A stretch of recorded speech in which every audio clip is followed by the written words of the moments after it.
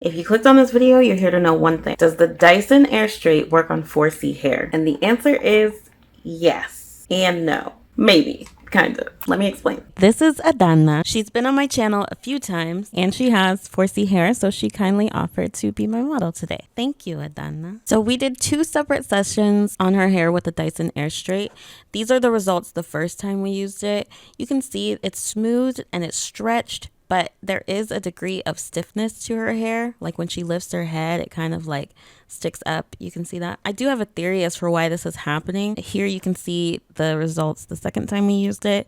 Again, it's smooth, it's stretched, it looks good. My only personal complaint is that once we did all her hair all together, the movement was just lacking.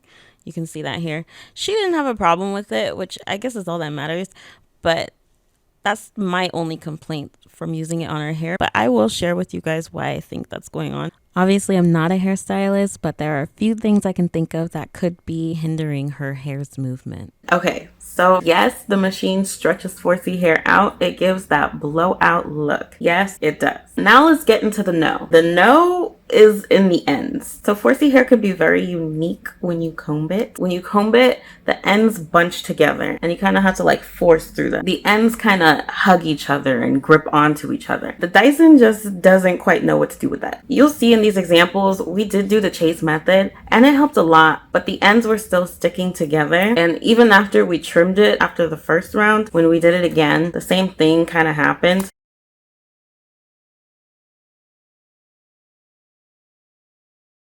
I do wonder if we trimmed all those ends off, would the movement of the hair improve? I'll never know because she's not gonna let me cut that much hair off her head. We can also leave room for the possibility that I could have like maybe not gotten her roots as good as possible. I think I tried my best, but because it's not my head, I can't feel it. I'm not a hairstylist. I don't know when it's too hot and I didn't want to burn her.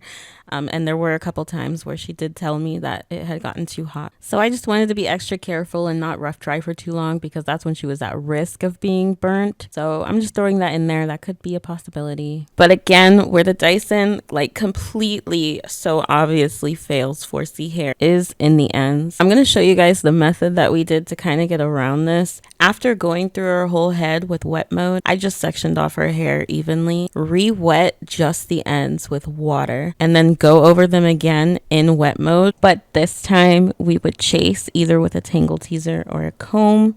I'm using a tangle teaser that's not meant to be used with blow dryers, so I was a little afraid of melting it, but they do make one that you can use with blow dryers, which I would suggest more than a fine-tooth comb. I think a tangle teaser would be a much better tool to chase with. But chasing is not the easiest thing to do with this blow dryer because hot air is blowing out from the bottom. So if your hand is there, you really got to position your hands carefully so that you don't burn yourself. Okay, now let's get into the maybe. I say that it maybe kind of works overall because it works. You can see that it works and it's not a bad look. In my opinion, it's still the look of a typical blowout on hair that's that tightly coiled. And let me just use this time to interject and point out some things that could have been like her or my fault. So when she came to me both times, there was visible buildup in her hair. So we could have clarified the hair better in the cleansing process. So it could very well be buildup that's attributing to the lack of overall movement.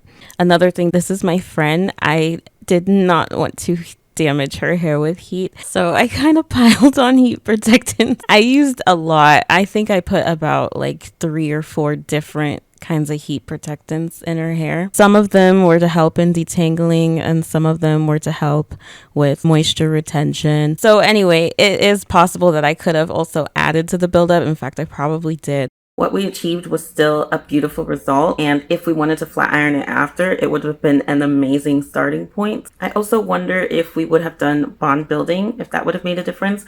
Bond building can really help to smooth the hair strand. Though I don't really feel like her hair was damaged. It's possible that it could have been a little bit damaged at the end. Maybe UV damage. Like, I know she spends a lot of time outside, so her hair could have a ton of UV damage. So to say that her hair was not damaged, I don't want to like definitively say that because it could be damaged in other ways and I just don't know. This is the first time that I like had my hands in 4C hair knowing that it was 4C hair. I've touched a ton of black hair in my life, but I've never ever thought like, oh, this is 4A, 4B, 4C. Like to me, it's always just been hair. I've never like consciously differentiated between all of them. So this was the first time that I did that. So I guess I wouldn't know exactly how to tell the difference between like perfectly healthy, conditioned, maintained 4C hair versus damaged 4C hair. But I will say that her hair seemed pretty strong and resilient and it coiled really well. So from that, my presumption is that it was pretty healthy. But yeah, I'm gonna stick with that. It maybe works for 4C hair. I would say in our demo, we were pretty pleased. It worked. She liked the results. I liked the results. She worked it. It looked cute. Here's a picture of her out and about with her blowout. Like, I would say we were pleased. So like in that sense, yes, it worked. So I guess it's up to you to decide if it worked or not. I think in our opinion, it did. But I know some people are really looking for this to give them an instant silk press. I'll say with any type 4 hair, I don't think that's gonna happen. But for the look of a blowout, I do think this is very efficient. Let me know what you guys think of this video. If you have type 4 hair, 4A, 4B, 4C, 4Z, whatever, let me know if you've tried the Airstrait and what you think about it. Let me know any tips that you may have. You know I love conversation in the comments. I hope this video was helpful. If you like the video, then hit the button. If you want to join the ride, then hit subscribe. And I will see you in the next one. Thanks for watching. Bye.